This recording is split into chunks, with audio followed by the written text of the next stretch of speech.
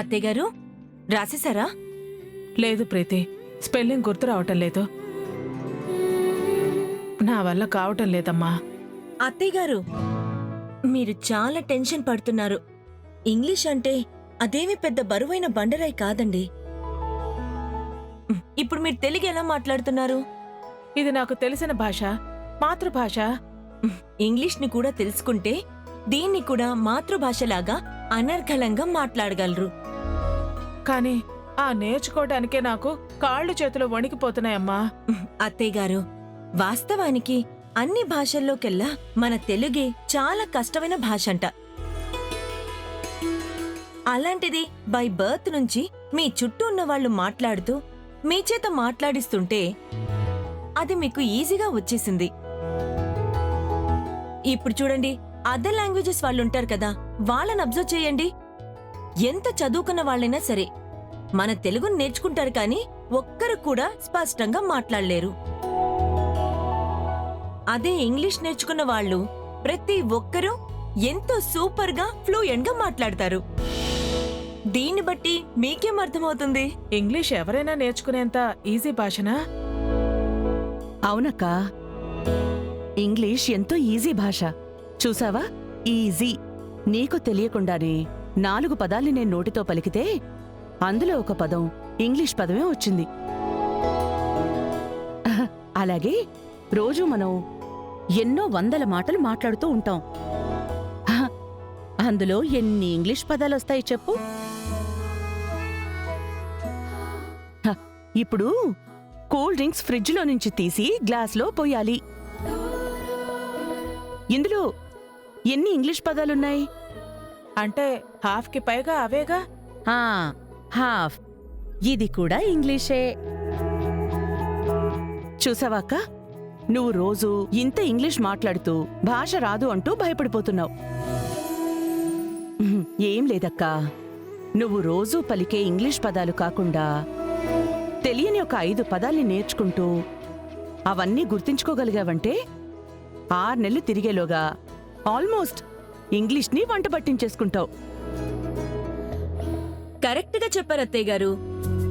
రోజుకో 5 కొత్త పదాలు, ఆ పదాలతో చిన్న చిన్న మాటలు, ఆ చిన్న మాటలతో ఒక వాక్యం. చాలా సింపుల్.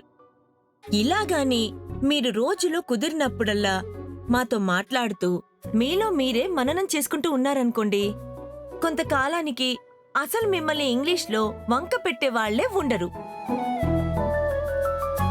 అక్కా, నువ్వు ఒక పెద్ద కంపెనీకి ఎండీ స్థానంలో ఉన్నావు. నువ్వు గాని అనుకుంటే సాధించలేంది ఏముంది చెప్పు?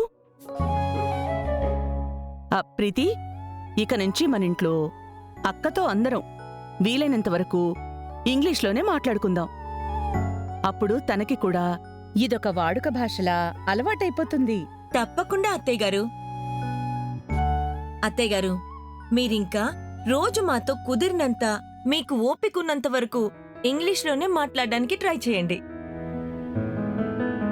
ఇదిగోండి అత్తయ్య, నా బొజ్జలో పాప బయటకొచ్చేలోపు మీరు పూర్తిగా ఇంగ్లీష్తో సిద్ధమైపోయి ఉండాలి. ఈ పాపతో మీరు ఇంగ్లీష్లోనే మాట్లాడాలి.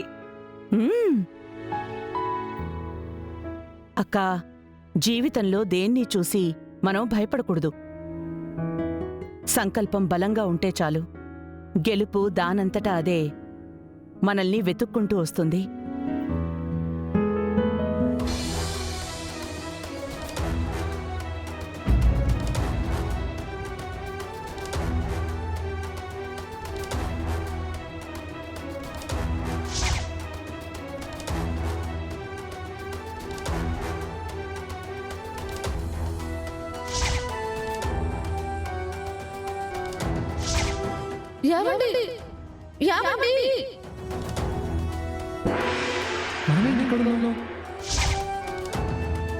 ఏం జరుగుతుంది? ఎందుకు ఆయన అలా మైకంలో ఉన్నట్టు ప్రవర్తించారు? ఏం అర్థం కావడం లేదే. ఏంటో ఏం జరుగుతుందో కనిపెట్టి తీరాలి.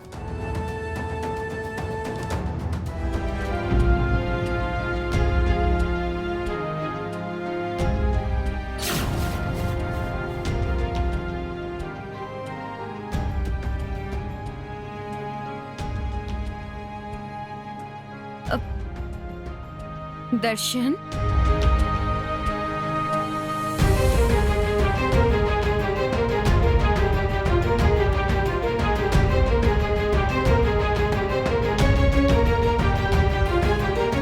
దర్శన్, ఎక్కడికి వెళ్తున్నావు?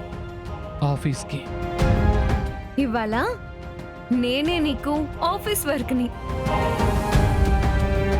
నేనే నీ ల్యాప్టాప్ ని కూడా. నాతో పాటురా.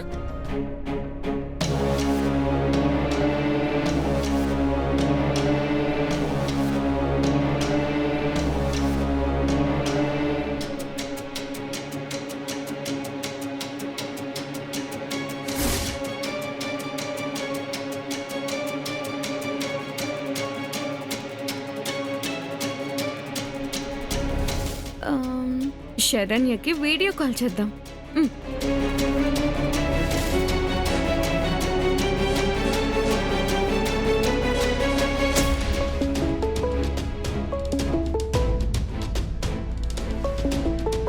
ఇదేంటి ఇప్పుడు ఫోన్ చేస్తుంది, అందులోనూ వీడియో కాల్. హాయ్ శరణ్య, ఎక్కడున్నావు? ఓ సారీ సారీ, ఆఫీస్లోనా? Okay okay. నేనెక్కడున్నానో చెప్పనా? నీ బెడ్రూమ్లో. నీ మొగుడికి అతి దగ్గరలో ఉన్నాను. మరి కాసేపట్లో అతని కౌగిల్లో ఉండబోతున్నాను. ఏంటి డౌటా? నిన్న రాత్రి సీన్ కంటిన్యూషన్ శరణ్య ఇది. ఎదుగో చూడు మన దర్శన్.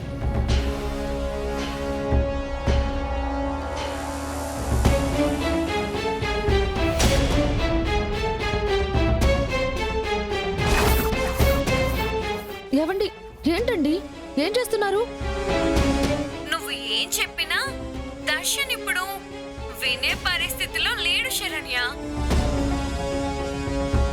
నా ప్రేమ మైకంలో కంటి నిండా నాతో రొమాన్స్ కోసం తను ఆశగా నింపుకుని అలా ఎదురు చూస్తూ ఉన్నాడు.